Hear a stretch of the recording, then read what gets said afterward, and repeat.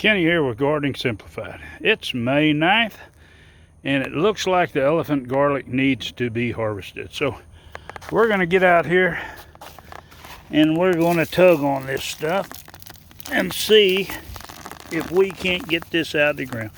Even some of the nodules are growing, but you can see this is definitely ready to come up. So let's get after pulling this.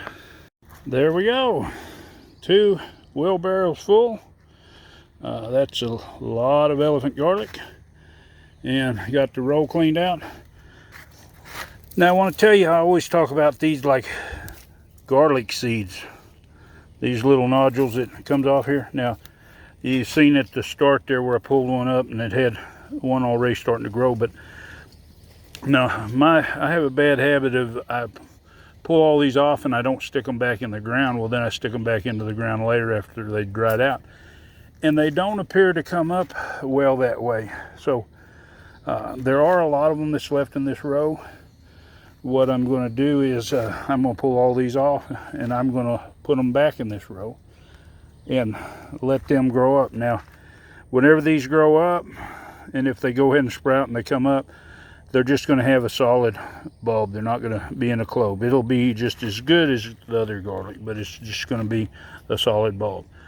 If you plant that the next year, then it's going to take and stratify into cloves. So what I'm saying is, if you have a place that you can dedicate for your garlic, you put those back in the ground. You won't need to plant anything else except those. They'll come up. Let them go ahead and die back. If they come up this year, let them go ahead and die back. And then when they come back out later towards the end of the year or in the spring, they'll go ahead and start growing into a massive bulb like your elephant garlic, and it'll have nice big cloves to it.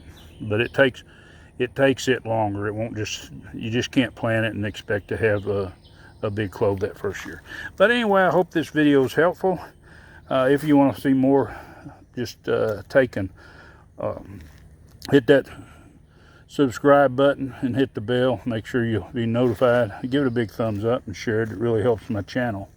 Now we do have other garlic here, and it doesn't look that fantastic. It looks a little crispy, but it's still not ready to harvest. So we're going to let it hang in there. Normally when it starts putting up scapes, that's normally about the time it's ready to be taken out, which this normally sets scapes before the elephant garlic, but this year it didn't. So anyway, hopefully we'll get a good crop, and hopefully it won't be too much longer. We'll take this down.